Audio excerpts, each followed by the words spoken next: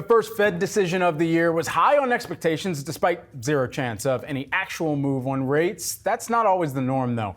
It came at a time of economic expansion and inflation finally heading back down towards that much sought after 2% level. Did investors put too much hope into a March cut? Did anyone care about the balance sheet? Yahoo Finance was all across the action. Here's what mattered.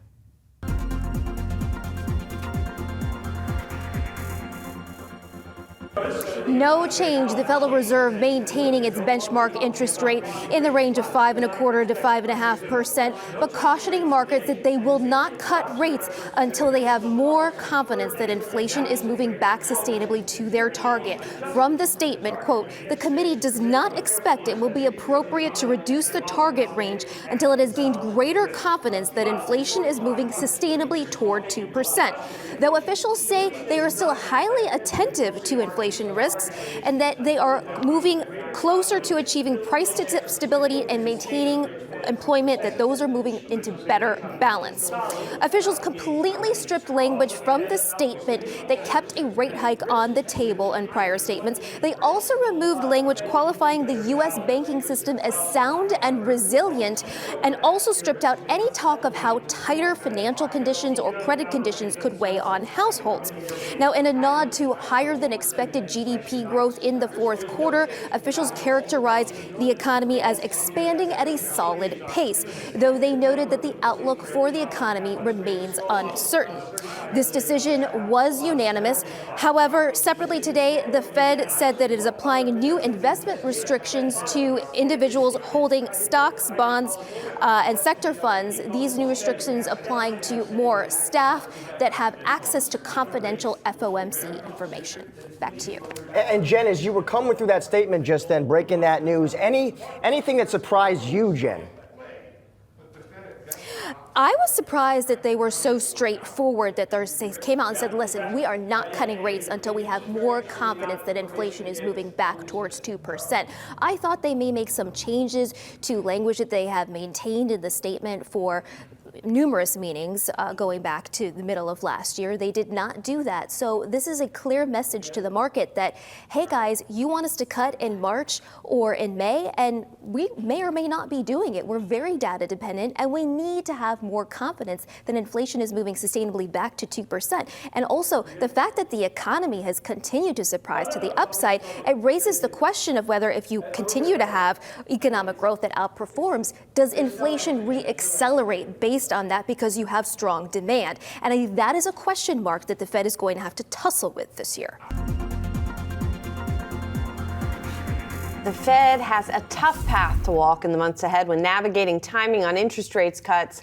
That balance made all the more difficult by the upcoming presidential election. At yesterday's news conference, Fed Chair Jay Powell insisted that politics will not affect the committee's decisions.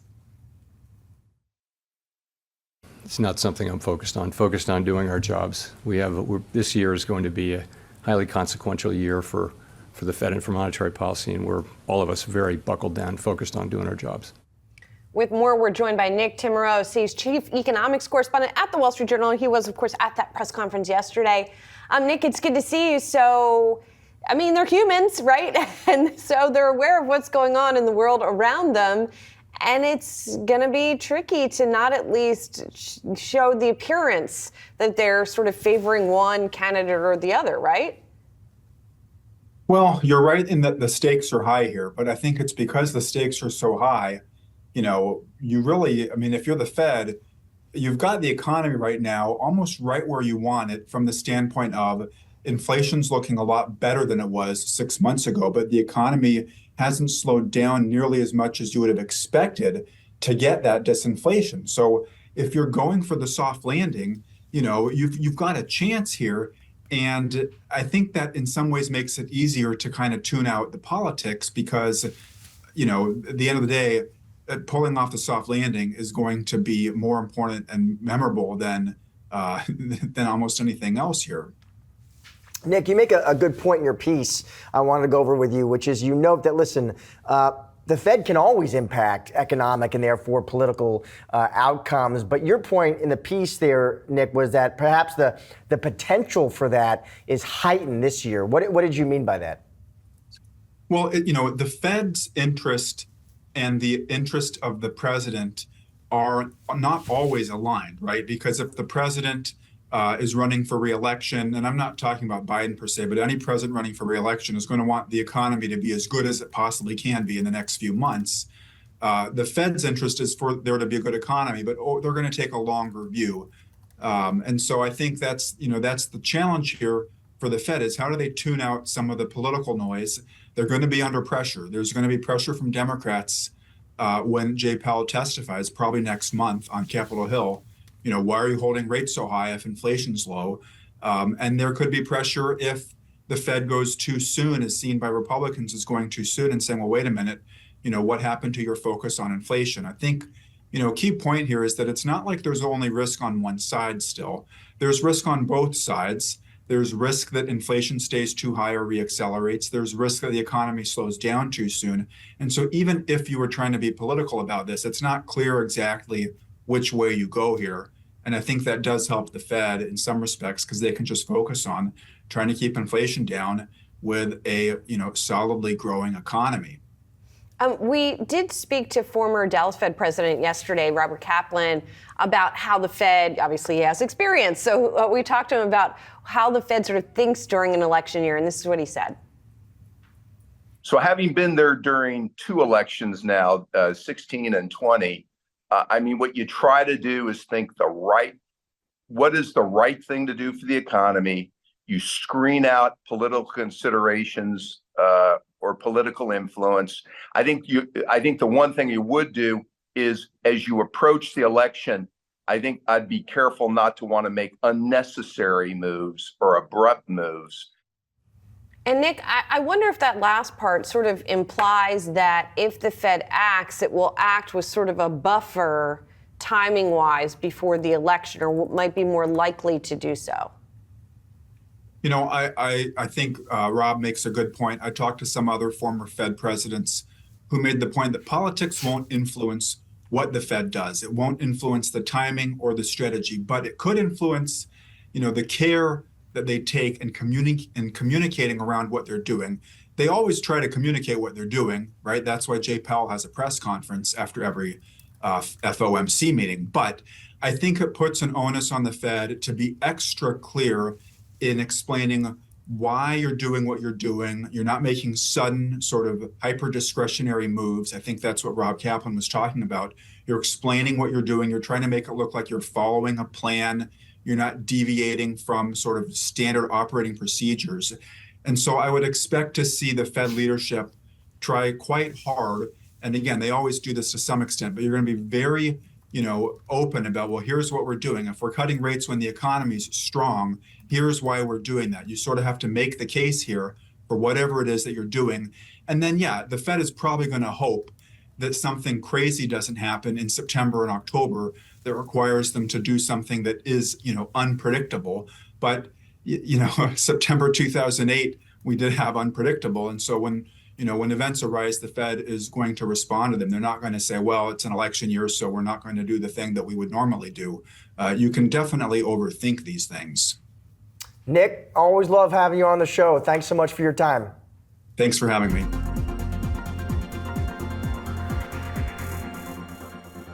We have Brian Railing, Wells Fargo Investment Institute, head of global fixed income strategy. So as we are watching the reaction here, Brian, A, what's your read of the statement? And B, what do you think of the market reaction? Yeah, the statement was pretty much as expected. Leaving the options open made the most sense. The market as a whole, we were at all-time highs or near all-time highs in most markets. So, just bring a little edge off there, especially as we have, the bank in New York that is struggling. People are a little cautious about that. And some of the earnings reports and perhaps not as robust as expected. So, I don't see anything here derailing the overall market momentum, but, to take the edge off a little bit for a few days, makes sense. Yeah, interesting, Brian. I know you see downside risks for the equity market. Kind of given that outlook, where do you want to be positioned? Yeah. So, we're playing up in quality, so we're and more defensive for now. Large caps over smalls, etc. I do think that we are likely at some point to get a bit of a pullback, and that may make a better entry point for investors to get a little bit more aggressive. I don't think we'd likely see a big correction, but be able to get 5, 6, 7% lower prices. I think that's probably an opportunity investors will have at some point over the next month or two. Of course, we're in the midst of earnings season as well. And even, with the Fed not changing rates here to the up or to the downside, we're still feeling the sort of trickle-through effects of these higher rates on companies, on markets overall.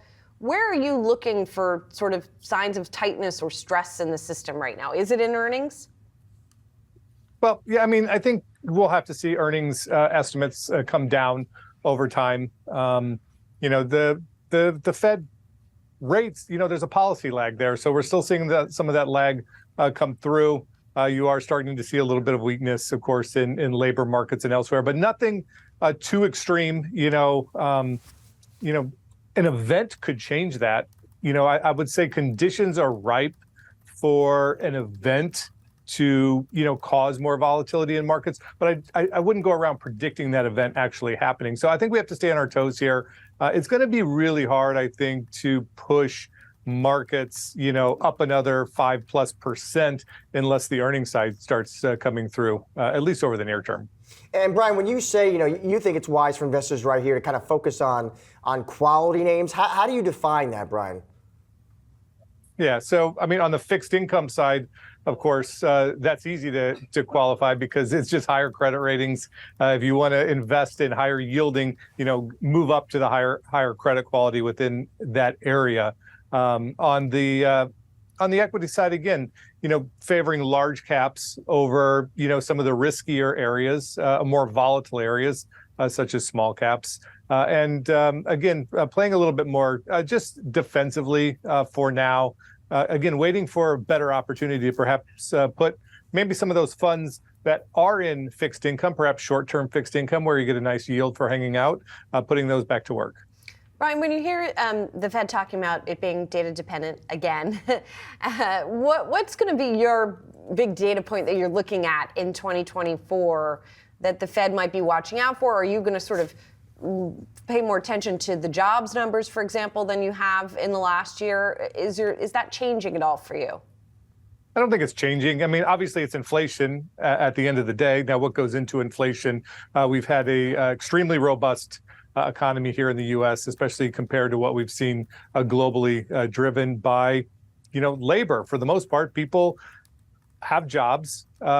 Yes, perhaps there's not as many. Perhaps it's you don't get the huge raises you used to get when moving to a new job. But people are still confident in their jobs enough to spend, and that's what consumers here in the U.S. like to do. They like to spend as long as they're comfortable. They have jobs. So I think that's really the key to watch. I think people can continue to lever up to some extent as long as they're comfortable that they're going to continue to be employed. If there's some type of event that changes that, then we would see market expectations adjust quickly. But for now, there's nothing really on the radar screen, at least imminently. On the radar, though, as you look out for 2024, Brian, I'm just curious, what kind of concerns you, what worries you? Is it the Fed or the economy, geopolitics, the election?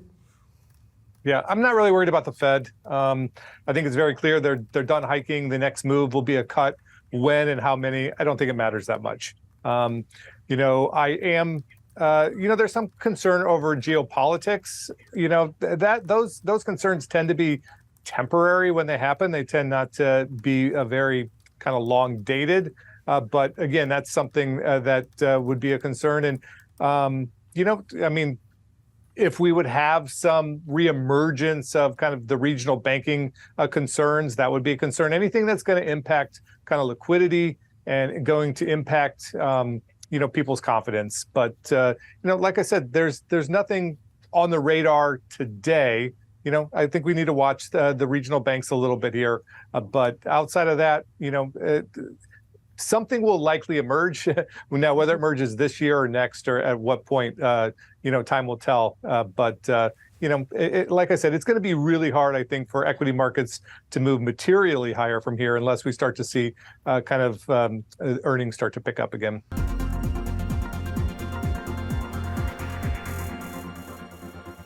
Now, here to continue the conversation around the Fed's path for monetary policy, we have Robert Kaplan, former president and CEO of the Federal Reserve Bank of Dallas. Robert, it is good to see you. Maybe we'll just start here, Robert. Your reaction to the statement, what'd you make of it? They want to leave their options open. I think they want to make sure that the market doesn't believe too strongly that they're going to cut in March. And I think they're setting the stage for making a decision in either March or May that they will do their first cut. But they're giving themselves more time to see a couple of more inflation reports and make sure inflation progress is sustained. Robert, I have to ask, since we have you here, do you miss it? How hard is it in that room coming to a consensus, not just on the decision, but kind of the discussion around it? What do you think people maybe don't understand about this whole process? The Fed is a little bit like a super tanker, meaning you don't, unless it's a crisis, you deliberate, you try to telegraph the way you're thinking about things, and then you act. And so for the Fed to stop raising rates, that's a little bit like moving a super tanker. To start cutting rates, it wants to be confident. And I would want to be confident that inflation progress that's been hard-earned has been sustained. But once it starts cutting, it may wind up cutting more than people think. But changing direction, think of a super tanker, it takes a little bit of time to change direction. And Robert, sticking with inflation there, the Fed wants to obviously get back to that 2% target, and then importantly, right, stay there. We've had some economists come on the show, Robert, who say, that actually might be tougher than some are estimating. What do you think? Listen, deglobalization raises costs. The energy transition is expensive. And the big thing I'd point out that isn't being discussed enough, while monetary policy is very restrictive, fiscal policy is historically stimulative. The Inflation Reduction Act projects, Infrastructure Act projects, the unspent ARPA money, American Rescue Act. And so the demand around the country from these projects for goods, services, but particularly workers, is having, I believe, a real impact on the service sector, and why you see service and sector inflation somewhat sticky. And it's the reason the economy is this resilient. It's a mistake to think that it's just an organic miracle that the economy is weathering these rate increases. I think without these big stimulative fiscal programs, we would have slowed dramatically further. And I don't think the Fed would have raised rates even to 5.25%, 5.5%. But that complicates the assessment. And it means for me that service sector inflation is liable to remain somewhat sticky. And is that, do you believe, what the Fed means when it says it needs greater confidence that we're going to see that sustainable rate below 2%? I mean, what are they looking at there? What are they talking about? I think if you didn't have the very large fiscal stimulus, I would have a little more confidence that the cooling we're seeing will sustain. I still do. We're clearly cooling. But when you have multi-billion-dollar projects being initiated around the country, you ought to be on guard, and I would be on guard, and I am on guard, that you could see some stickiness or reacceleration. You also have the situation in the Middle East, which is snarling up supply lines and costs there. So that's a little bit, I think, what they're watching. I think the predominant view is that we're seeing progress.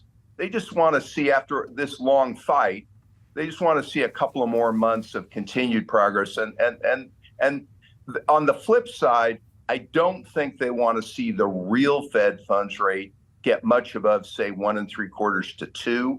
Right now, if inflation, let's say, is running 3 and the Fed funds rate is 5.25, 5.5, probably all things being equal, I'd prefer the Fed funds rate to be closer to 4.5 or 4.75. And I think that's where they're heading. And Robert, while I have you here, I also love to get your check on the American labor market, because it was interesting, Robert. We had that ADP print today that was light, but that kind of comes on top, Robert, of what feels like almost a kind of daily deluge at this point of corporate announcements of layoffs from different kind of sectors and industries. What is your take on the labor market right now and where you think we're headed? So the goods sector is probably disinflating and is weaker.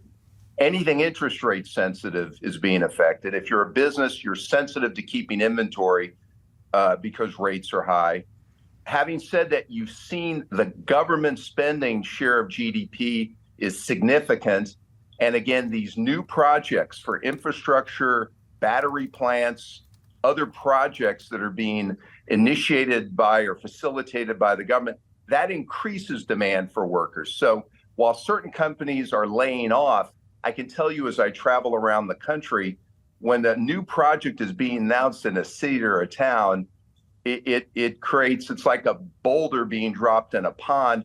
It affects the entire labor market there. That counterforce is why, despite the layoffs, you're seeing resiliency in the labor market.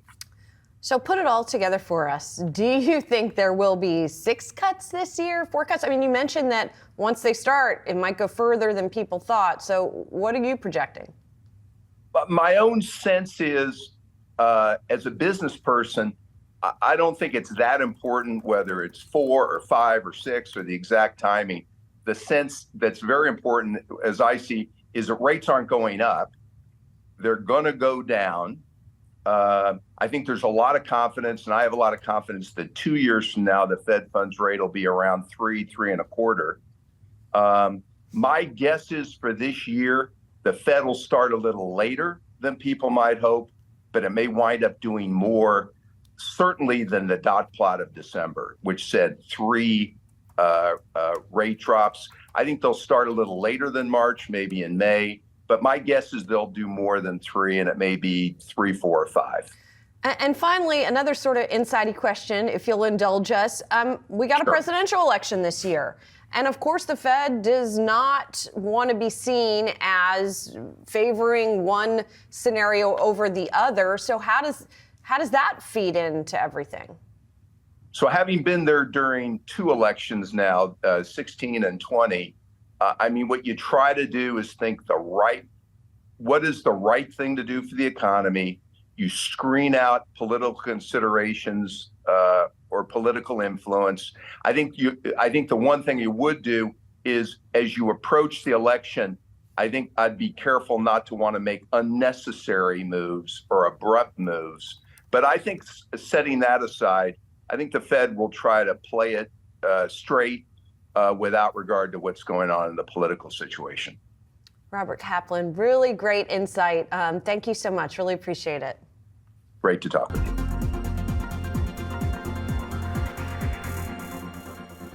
So again, the Federal Reserve coming out in a new statement, not changing interest rates, but a couple of things standing out here. The FOMC saying that risks to achieving its employment and inflation goals are moving into better balance. At the same time, the committee saying it's not going to be appropriate to reduce its target range until it has gained greater confidence that inflation is moving sustainably toward 2%. Is this what the market wanted? Is this what it expected? Let's talk more about that. For that, we bring in John Stolfus, Managing Director and Chief Investment Strategist at Oppenheimer Asset Management, and Blurina Urucci, T. Rowe Price, Chief U.S. Economist. Thank you both for joining us. John, let's start with you here. As you said in a recent note, the Fed funds futures market has some rose-colored glasses on in its expectation that the Fed could still maybe cut in March. Does this change that expectation at all? Will it sort of reset them?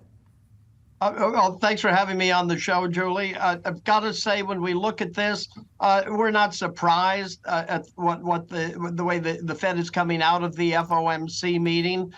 We think the market was earlier expecting something like 5 to 6 cuts in interest rates starting as early as March. We think this is likely into the second half of the year. If it's earlier, it'll be at the midpoint of the year because the economy remains resilient. And Lorena, I want to get you in here as well, get your take, one, on the statement and also what you're expecting to hear from Jay Powell at the presser.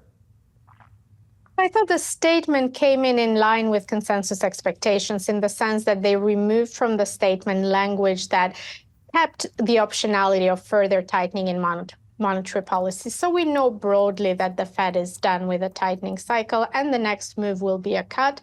There was something unusual in the statement. It was very clear and uncaveated in terms of when the next cut will be, and they basically clarified that it will be when they get greater confidence that inflation is on a sustained path to 2%. Now, from the press conference, I would expect Powell to give us a little bit more detail on what would make them feel more comfortable with a path in inflation, because the data we've received so far suggests that 3-month annualized core PCE is 1.5%, and it's been running around 2 or below for the last 6 months.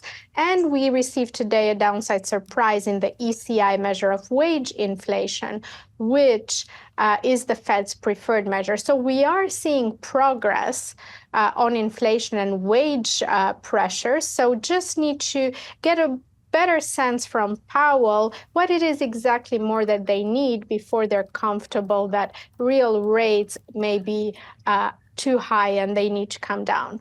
Lorena, it's funny you said we're going to want to know from Jay Powell in the presser what he's looking at, because I was going to ask you what do you think that they're going to say in terms of what they need to see to really be convinced about the sustainability of that sub 2% path?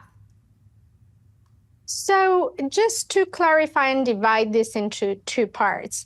First of all, I think for the press conference and the statement, the best possible outcome for the Fed is that they don't leave the market with a great sense of certainty that a cut is coming in March, simply because we have 2 more inflation reports before that meeting and 2 more labor market reports. And we know from last year that we got those upside surprises and revisions to both inflation and employment data. We don't want to repeat the mistakes of the past. We don't want to give markets a false sense of certainty here because the Fed is truly data dependent. But we also know that when interest rates increase very fast, something breaks in the banking system. And so the Fed will want to hedge itself against that as well. So I think they want maximum optionality. And so as neutral as possible during the press conference would be an ideal outcome for Jay Powell. As it comes to what will happen in the end, I do think that we have enough progress in train on the inflation front, and we'll see enough deceleration in the employment data that will probably get a cut at the March meeting. But there is nothing to be gained for the FOMC and Jay Powell to signal that very strongly right now. And so, John, to bring you back in here, as Lorena said, the Fed data dependent between now and March. We got employment reports, we got inflation reports, plenty of data still for the Fed to kind of make sense of here. And we're all trying to place our bets, John, on what the trajectory of rate cuts looks like. I'm wondering what you think, John. Is it when you think the cuts come, first half, second half, and does it matter to you, John, as an investor, as a market strategist, on the timing of that?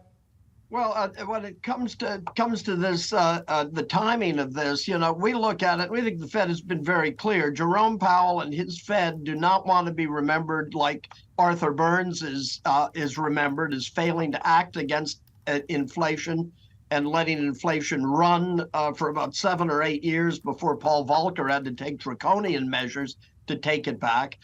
They want to be more in the Ben Bernanke legacy, and as a result of that, they have been extremely, we think, sensitive. I've been in this business since '83, so I came in the second term of Paul Volcker. So I remember when rates were a lot higher than they are today and inflation was running a lot hotter.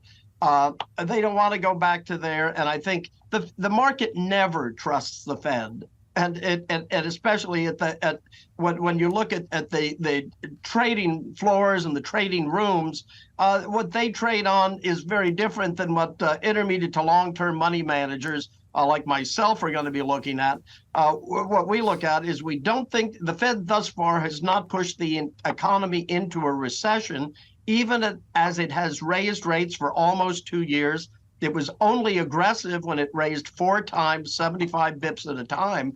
So and then it's been on long pauses, with the exception, I think, of 150 or 125 bips hike somewhere along the way in there. But the point is, this Fed wants to have its cake and eat it too. And so far, almost 2 years into the Fed funds hike cycle, it has. And I think when Jerome Powell speaks today with the press, the message will probably remain the same, essentially. There may be a few tweaks in words, but it does remain data dependent. And that's a good thing, we believe, for the market. We're in an environment where bond buyers now get something in return in the form of a coupon, and bond issuers have to pay for the privilege of borrowing money.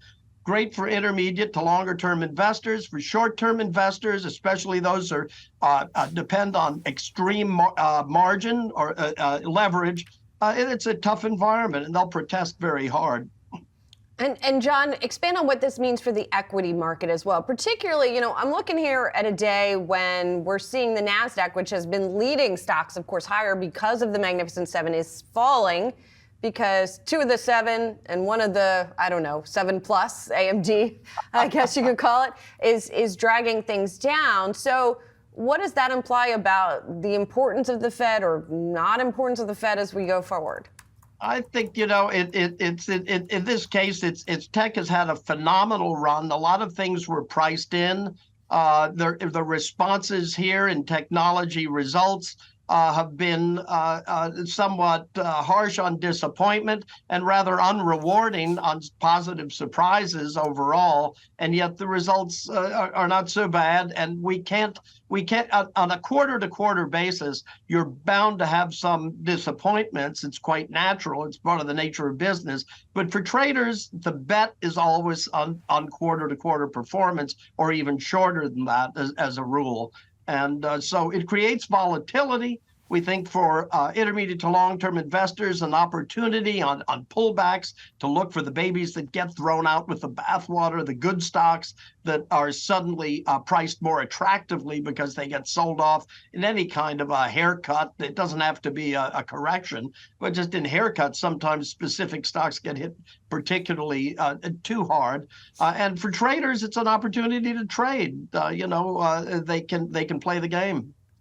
Blarina, I want to get you out of here on this, just as our resident economist on the panel here. Blarina, I just get your take on some of the headlines we got today. Blarina, you saw the ADP print that came in light. These headlines, Blarina, we saw on New York Community Bank Corp. Those causing you any kind of concerns about your outlook for the U.S. economy for 2024, or are you still sticking with a kind of soft landing scenario here? I do think we have a deceleration in the labor market. Slack is being created pretty fast, first through fewer vacancies, but we're also seeing the pace of job creation slow down significantly, the base of job creation narrow, and we're seeing some headlines of layoffs as well. So I think the Fed will start to become much more attentive to the full employment side of its mandate now that inflation is coming closer to target. So I do expect deceleration. That ADP number, I think that's been underperforming the payroll data for some time. There is a divergence between the two surveys, and probably reality is somewhere in between. But I'm not seeing yet the base of layoffs being so widely spread that it gives me concerns about a recession at this point. And a Fed that is attentive to its full employment mandate and is preemptive in its rate cuts as inflation comes down, I think that just adds to the odds of the economy doing well this year. All right, Blarina, John, thank you both so much for helping us kick off the big show today. We appreciate it. All right, thank you.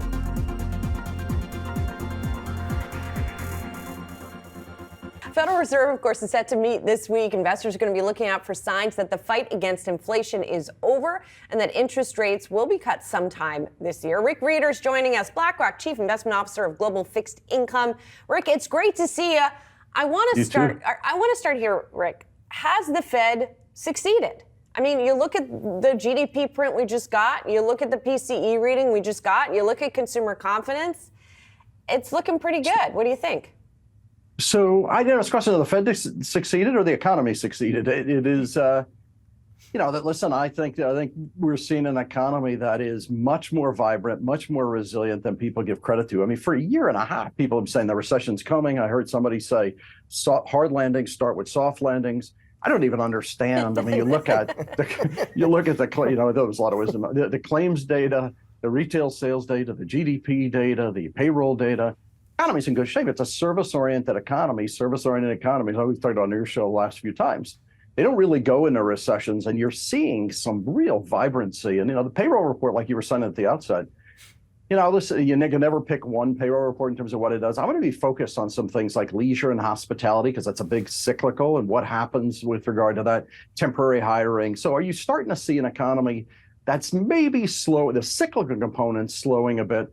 That's going to be worth watching. But gosh, it's hard to complain about a tech-oriented U.S. economy, a service-oriented economy that's that can take a lot of shots. I think people underestimate how I used to call it I've called it the most resilient economy in the world. I still think that's right. And Rick, I don't know if you're, but I was talking to Julie there about kind of Jay Powell's mission at this press conference this week, Rick. And, on the one hand, he's got to be happy, right, with the data he's seeing in terms of the trajectory of inflation, the resilience of the economy. And at the same time, Rick, though, he doesn't want to, wave the victory sign and spark this financial markets rally like we saw last month. How do you think he kind of just walks that tightrope? I think you hit exactly the right point. Listen, the markets, you think about what happened at the end of the year. Markets were incredibly overzealous about Fed can start cutting now. And, the markets had jumped on a couple of things. One, there was a lot of money, particularly long end of the curve, that was coming in at year end. And then inflation has been coming down significantly, and the markets jumped on top of that. Listen, I think that that he wants to walk a very tight rope, exactly like you said, create balance. And, will he take the tightening bias off? I think he will. But listen, I think March is aggressive. I didn't know who said it at the beginning of your show. March is aggressive because you have time. In an economy that's operating this well, there's not really a race to move rates down of any significance. And by the way, when you start going, and I think they're going to start going in May, and I think they'll do 25 basis point cuts every other meeting. But by the way, let's say the data does turn down, you can do 50s. You were hiking at 75s. So I think they've got a bit of time, and I think he's going to want to walk that back a bit, some of the overzealousness that you've seen certainly in November and December, and then so that you don't get financial conditions getting way ahead of the Fed. But I think that is going to be a key. Well, look, Rick, things are still kind of zealous, aren't they? I mean, that's what's so interesting, right? Is that the perception was in December, the Fed's going to start in March, stocks rally. Well, perceptions have come back, right? We've seen the odds of a March cut come way down. Stocks are still up. So what would derail the rally that we have been seeing here? I think I don't think that when you talk to people, there are very few people that I talk to that say, gosh, I really like stocks, I'm jumping in. I think there is an immense amount of cash sitting on the sidelines. And what happens is, so you think about it, the technicals drive markets more than fundamentals, certainly in the near term. Think about what's happening. There is going to be almost $1 trillion of equity buybacks this year. There's no IPO calendar. All buybacks, no sellers. There's a huge amount of money sitting in cash. If all people do is take some of their salary, 401k money, and just I'll put a little bit of money in equities, there's not a lot of sellers. And so what happens is the market just continues to take some of the cash and move it in, and you don't have anything that gets in the way of it. So I don't really think there's a collective, let's buy stocks. I think it's, gosh, I got money coming in, I've got to asset allocate. The big thing I think this year that's different than last year is now a good deal of that money's coming into fixed income, into income producing assets that are saying, gosh, I've been sitting in cash, I'm getting 5 and change in a money market. Now maybe I'll move into income producing assets.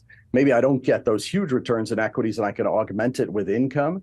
And that's a big divergence from what we saw last year, where people were like, get me out of the way of higher interest rates, I'll sit in cash. And I'm interested, Rick, when you look at the credit sectors right now, which ones kind of make sense to you, Rick? Is it investment grade and high yield? And also, where don't you see value? So first of all, the rates I don't see spreads. So if you take normal spreads, you think about it versus history, they're not that interesting. And in fact, high yield, they're not that interesting at all. What I do think is really interesting, though, is owning assets in yield. So if you think about why are companies borrowing at these levels, they're only borrowing at, why is high yield borrowing at 8-ish? Why is investment grade? Can you buy investment grade at high 5s to 6? It's because the risk-free rate is so high. These companies term their debt out. They're in better credit quality than they've ever been. Where what I really like is just own these assets in yield. And don't focus as much on spread, because we're going to get tons of issuance out of the Treasury. But a lot of these companies today are pretty darn attractive. Where I really like is Europe, because a dollar investor, you can swap back to dollars. And listen, an environment where we can get these sort of yields. EM is just okay. Do I want to own a lot of EM? If I could build a portfolio of 6.5% yield, we just launched this ETF, or didn't just about a year ago. That, we can get 6.5 using things like agency mortgages, investment grade credit, high quality assets, and build really nice yield into a portfolio. So it's spreads that aren't that interesting. Places like we have a lot of volatility, not that interesting. And, just build yield and sit on it. Let the yield work for you this year. Where do you think the 10-year yield is going to end 2024, Rick? So, what the 10-year to me is like? It's like a lost soul that found its home. And so if you take where we've been bobbing, where it's this incredible move. You think about it, when we hit 5%, people say we're going, the 10 years going to 6. The 10-year moves, and historically has been where nominal GDP is. Nominal GDP, if you say real GDP this year is 1.5 to 2, inflation is 2.5. Let's say we end about 2.5-ish. The 10 years of 4%, or the nominal GDP is 4%, 10 years at 4%, a little behind 4. I think the 10, I think the key for rates is volatility's coming down, which is good for equities. Where does it end the year? My sense is with a Fed that's cutting rates, I think you'll get the 10-year 3.5 to 4. But I think the big story this year is finally, after 3 years of not being able to sleep at night because rate volatility was all over the place, mortgages, so it's hard to buy agency mortgages because rate volatility was so high. I think the story this year is the 10-year found its place, and now we can own a lot of income and just hold the income. Well, that's good news for you, I guess, in your sleep too, Rick. Thanks so much for being here. It's always good catching up with you. Really appreciate your perspective. So how could that higher for longer stance from the Fed impact stocks in the year ahead? Yahoo Finance's Josh Schaefer is here with the details. Hey, Josh. Yeah, Brad. So when you take a look at the market action yesterday, we obviously saw a risk-off sentiment pretty much market-wide, right? And we saw moves specifically in something like IWM or the Russell 2000 small caps, which have been a popular trade in the March cut euphoria that we had over the last 2 weeks. So investors cutting back bets in the short term.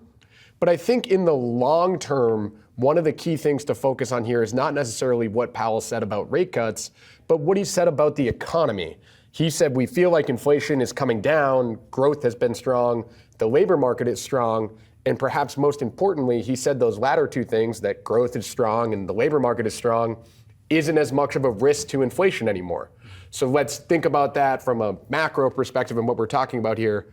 The Federal Reserve Chair is saying the economy is doing pretty good, and we're not that worried about it anymore. So in essence, economic good news can be good news again. And when the economy is doing well, that means companies are doing well. So in the long run, it's probably good for earnings, I think is sort of what I'm getting at here. Josh, let's play devil's advocate, right? Because there is certainly a lot of reason to be optimistic, right? The economy holding up much better than expected. We haven't seen the job losses that maybe the Fed had braced much of Wall Street for. But is there some downside risk just in terms of the fact that if we do see a further delay in rate cuts, what that could mean then for investors? Yeah, that's the key question here now, right? Is, okay, we've been doing well.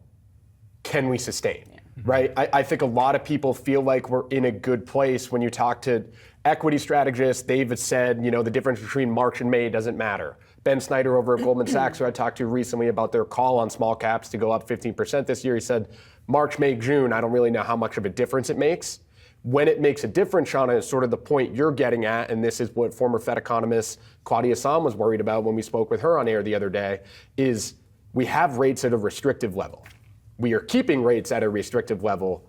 At what point are we almost more or less gambling with the labor market and waiting for something to break? Because if something does break, then yes, this overall, the economy is doing well thing that's good for stocks, that falls apart. If we if the rates start to take hold. Sorry. Yeah, exactly. And that's the big question that we've been talking about, right? Just in terms of walking that fine line. They need to be careful not to cut rates too soon. But then on the flip side, like you were just talking about, they don't want to be too restrictive for too long. And then, of course, we could potentially, hopefully not, see something break here in the economy. All right, Josh, great stuff. Thank you.